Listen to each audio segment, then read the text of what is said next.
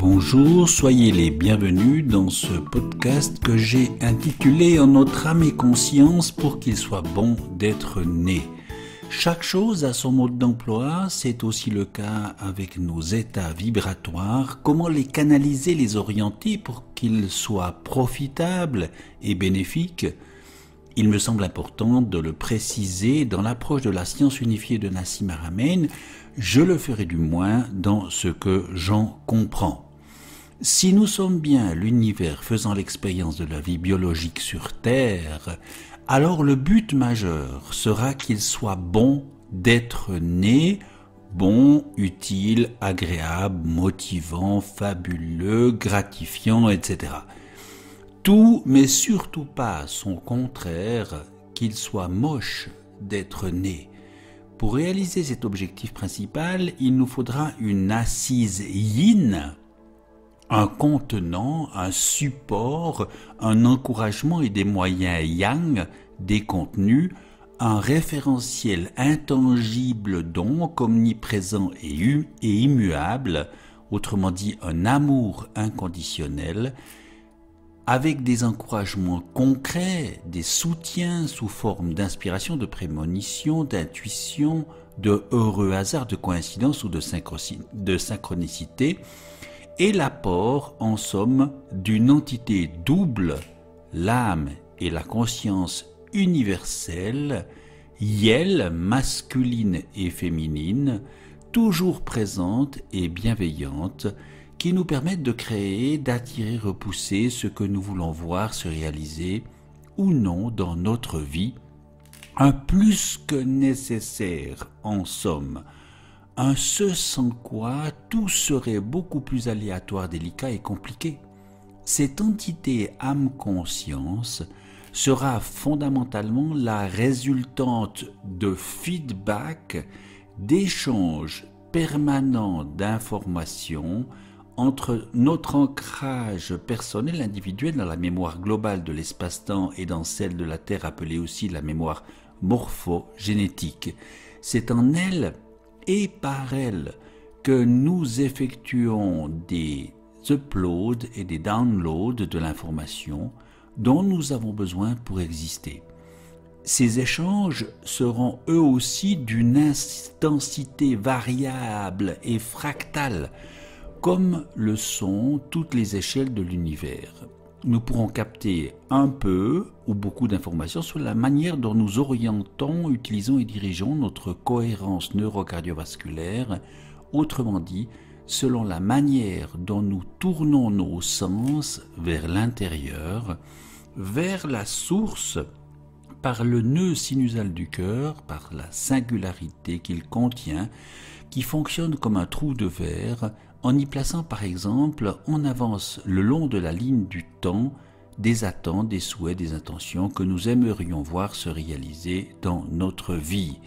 Car en réalité, tout advient et tout provient de la mousse quantique du champ du point zéro, comme on l'appelle aussi, par cette orientation, stimulation du champ qui produit nos états vibratoires positifs ou négatifs qui vont produire un aller-retour par la conscience universelle. Tout provient du champ et tout y retourne. Tout y est inscrit dans la mémoire de l'espace-temps, dans les voxels de Planck, qui sont comme un microprocesseur quantique, un trou noir et blanc, qui est une particule de conscience en somme, parce qu'elle échange et transforme de l'information en permanence. C'est pourquoi nous demeurons éternellement une information à la mort de notre corps biologique. L'âme comme contenant, comme véhicule, est donc une intensité vibratoire spéciale, incontournable. On peut l'ignorer, vouloir s'en passer, la limiter, la rejoindre ou non, sans pouvoir toutefois la supprimer. Celles et ceux d'ailleurs qui parviennent au contraire à s'y ouvrir pleinement, connaissent des expériences de sortie de corps, de clairaudience, de vision à distance, de nourriture pranique ou de voyage astral par exemple. On pourrait dire en somme que l'âme est le contenant de toutes les séquences de nos vécus et la conscience universelle, le contenu, le moyen, ce qui effectue et va se produire concrètement. Cela étant posé, il convient de se demander que faire pour qu'il soit bon d'être né. Pour qu'il soit bon d'être né, il va nous falloir sortir du pilotage automatique du subconscient présent à 95% du temps dans nos journées, sortir des pensées répétitives aussi, de l'ego qui a besoin de conflits, de rivalités, de convoitises, et demander à notre âme de nous aider à élever notre niveau vibratoire en apprenant à mieux l'utiliser, à mieux l'orienter ou le canaliser. Nous aurons à intérioriser qui est ce que nous sommes, c'est-à-dire l'univers faisant l'expérience de la vie biologique sur Terre. Une minuscule parcelle divine, autrement dit, en 25 grammes et 45 grammes de cette intelligence divine à l'œuvre en tout et partout. Donc en nous aussi, qui vit en symbiose avec notre corps si nous lui en donnons les moyens et l'occasion, car nous pouvons aussi l'entraver et lui préférer la décohérence, la disharmonie, qui va occasionner des maladies ou des troubles organiques. Cela donne la fameuse compensation symbolique inconsciente découverte par le docteur Thomas Lamotte. La compensation symbolique inconsciente est provoquée par les contrariétés et les dilemmes. Elle vient combler un manque de manière accidentelle, se brûler quand manque un contact chaleureux attendu, une fracture du péroné gauche quand je n'ai pas pu m'opposer à des amis, etc. Le symbole orchestré avec une grande précision vient remplacer la réalité déplaisante. En réalité, il faut savoir que tous nos affects négatifs ou positifs jouent un rôle dans ce qui nous arrive ou dans le fonctionnement de notre corps. C'est ce qu'il est convenu d'appeler l'effet placebo et nocebo. Nos mensonges, nos non-dits, nos secrets, nos culpabilités, nos peurs, nos croyances erronées et nos blessures enfantines forment des vortex qui attirent les énergies semblables et repoussent les autres, ce qui a pour conséquence notamment de faire et refaire encore les mêmes expériences négatives. Et cela se fera malgré nous tant que nous n'avons pas pu désactiver ces empreintes énergétiques négatives ou traumatiques. Leur énergie cinétique demeure active, inscrite dans la mémoire de l'espace-temps. Mieux vaudrait en conséquence apprendre à faire le ménage, apprendre à les désactiver. Mieux vaudrait verbaliser la souffrance en l'exprimant immédiatement nos ressentis, en les relativisant, en adoptant à l'avenir des stratégies d'évitement ou de contournement de ce qui nous a blessés par le passé, mais faire l'autruche, refouler, est certainement le plus mauvais des choix. Je peux bien entendu aussi demander à mon âme et conscience de me détacher, à être libéré des situations des personnes qui m'ont conduit à des rétroactions négatives, à subir et faire subir par exemple le rejet, l'abandon, l'humiliation, la trahison ou l'injustice. Je peux demander à laisser partir ces mauvaises expériences de vie, ces traumatismes, afin qu'ils ne soient plus actifs mais deviennent des photos-souvenirs d'un passé révolu. Cette mutation est essentielle pour qu'il soit bon d'être né, pour retrouver la joie d'être et mieux vivre.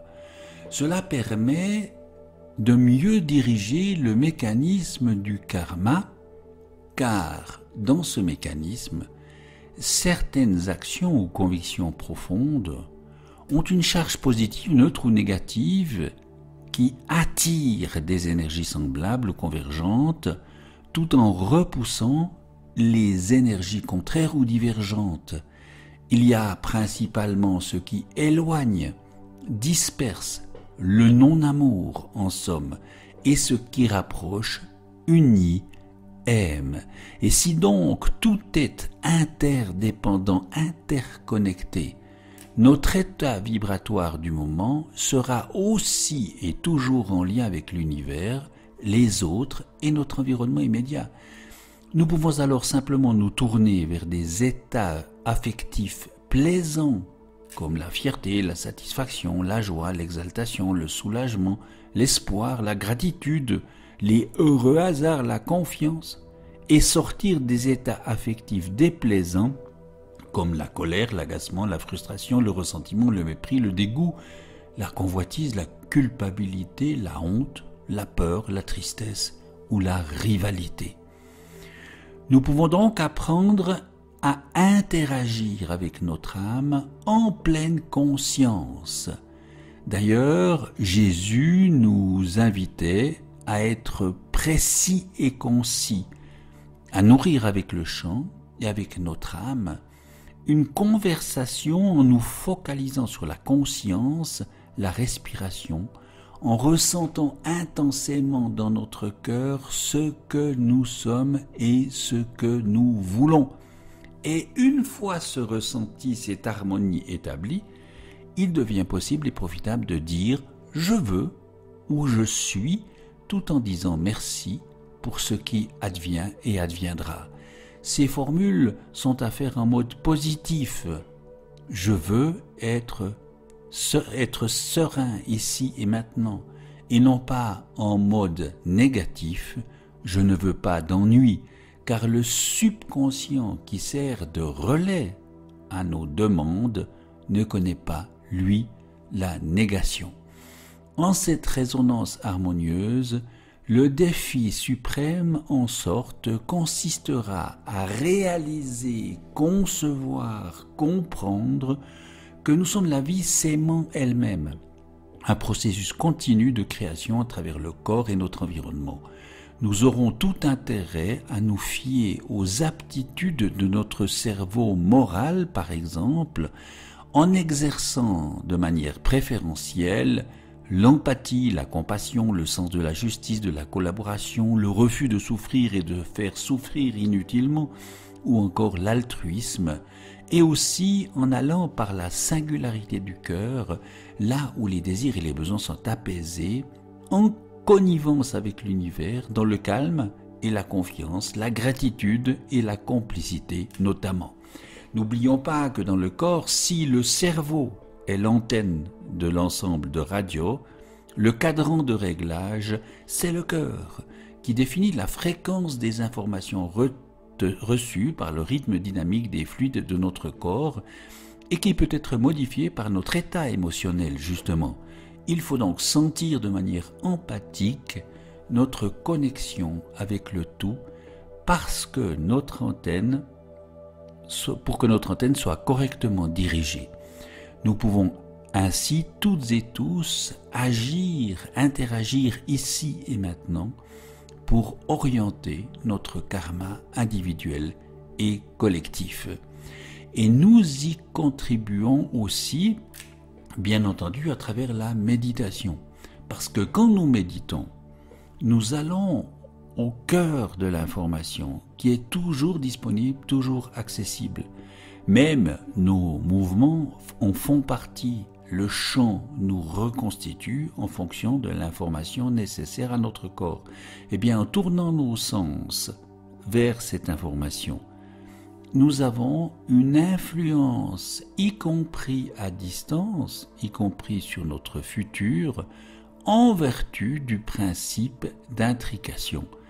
Et en faisant le calme en nous, nous pouvons nous recentrer sur des états vibratoires bien plus harmonieux, plus harmoniques. Nous verrons comment nous pouvons avoir aussi une influence à travers les vibrations musicales, les vibrations de la musique. Fait incroyable mais vrai, des chercheurs de l'université de Stanford ont découvert que les ondes sonores permettent de créer de nouveaux tissus cardiaques. Tout vibre et tout vit à des fréquences diverses. On peut évidemment les subdiviser entre celles qui vibrent lentement, plus rapidement, mais tout est toujours interconnecté. On peut se les représenter, ces ondes, dans le monde matériel, physique, dans le monde mental ou spirituel, qui vont se manifester par l'action, la parole, la pensée, et bien entendu aussi par la musique. Vous trouvez dans cette image, au centre des triangles, la fréquence de 528 Hz. Elle est considérée comme la vibration de l'amour universel. Elle est utilisée par les biochimistes en génétique pour réparer et reprogrammer l'ADN déstructuré. Elle a même permis de dépolluer une partie du golfe du Mexique.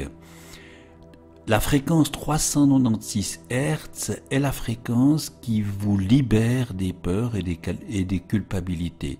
639 Hz, c'est la fréquence qui influence l'équilibre relationnel et la tranquillité. C'est l'unification avec le tout et les connexions neuronales.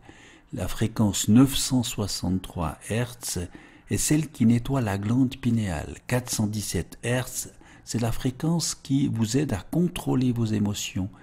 Cette fréquence nous aide à contrôler, à nettoyer les expériences traumatisantes, et elle dégagerait les influences destructives d'événements du passé. 741 Hz rehausse la concentration et le processus de prise de conscience, qui est considéré comme un régulateur.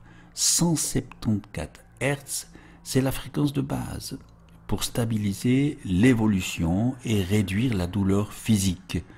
C'est la sécurité et la sérénité. 852 Hz est l'éveil de l'intuition et le retour à l'ordre spirituel, à l'amour inconditionnel.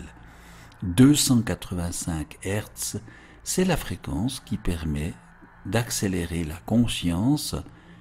Avec elle, nous pouvons accéder à la vérité et à la sagesse.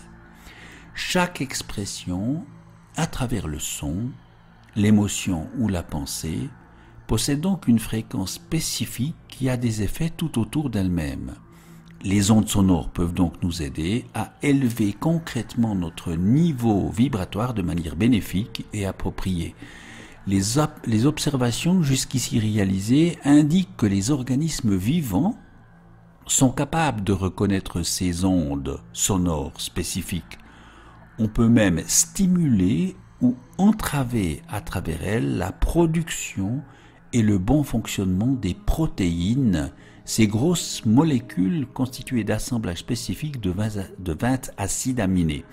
Elles ont un rôle actif dans pratiquement tout le processus des organismes vivants, puisque tout dans l'univers est fonction de loi d'échelle. Nous devons baigner en quelque sorte dans la musique des sphères, et nous aurions alors tout intérêt, du moins c'est mon ressenti, à nous appuyer sur ces fréquences bénéfiques pour affronter nos blocages émotionnels ou nos ressassages quotidiens, nos plaintes, nos frustrations, nos ressentiments, nos culpabilités, nos angoisses. J'aime les enrober de ces musiques bénéfiques et apaisantes pour leur enlever en quelque sorte leur charge, leur venin, pour leur enlever leur nocivité et peut-être les neutraliser. Nous verrons comment nous pouvons également augmenter notre taux vibratoire par d'autres moyens encore. De manière générale, on peut élever son taux vibratoire en centrant notre attention, notre vouloir et sur la beauté, la nôtre et celle des autres personnes qui est présente dans notre environnement, nos souvenirs, notre passé, dans le moment présent, déjà là, ou encore à venir, et dans la beauté du futur que nous souhaitons voir se réaliser dans notre vie. Nous pouvons aussi concrètement élever ce taux vibratoire en choisissant tout simplement de rire et de sourire, de chanter, de fredonner, de bouger, de faire des activités sportives, de lister nos qualités, nos compétences, de faire ce que l'on aime et ou ce qui nous détend, d'agir, de nous amuser, de se faire plaisir, de privilégier les pensées positives, d'être en harmonie avec nos pensées, nos paroles et nos actes. Nous pouvons choisir de dire la vérité, ce que nous pensons, ce que nous ressentons et faisons réellement. Ne pas mentir pour se cacher, pour éviter la honte ou pour éviter les critiques. Accepter d'être soi, voir le positif en toute chose et surtout la beauté en soi et autour de soi. Se débarrasser des vibrations négatives en les observant, les exprimant et ensuite en les laissant partir. Être reconnaissant pour tout ce que nous sommes et tout ce que nous avons. S'aimer de toutes les façons possibles, se respecter, s'écouter, écouter son cœur plutôt que son mental, se remercier, se féliciter, se faire plaisir, ouvrir sa conscience en écoutant les autres et en les acceptant sans les juger, en respirant plus profondément afin de mieux faire circuler notre énergie vitale, en affinant par la méditation nos perceptions. Ce sont là des façons toutes concrètes d'élever notre taux vibratoire. Et de cet enjeu majeur va dépendre le futur de notre planète. En élevant notre taux vibratoire, on participe à l'élévation du taux vibratoire de la planète et par phénomène de résonance et d'intrication, toute la création terrestre tend à élever sa vibration, à l'ajuster avec celle de la planète en la conformant à la loi de la vie. Alors, comme l'a si bien dit Albert Einstein, si un jour vous devez choisir entre le monde et l'amour, souvenez-vous de ceci, si vous choisissez le monde, vous serez laissé sans amour, mais si vous choisissez l'amour, avec lui, vous conquérerez le monde.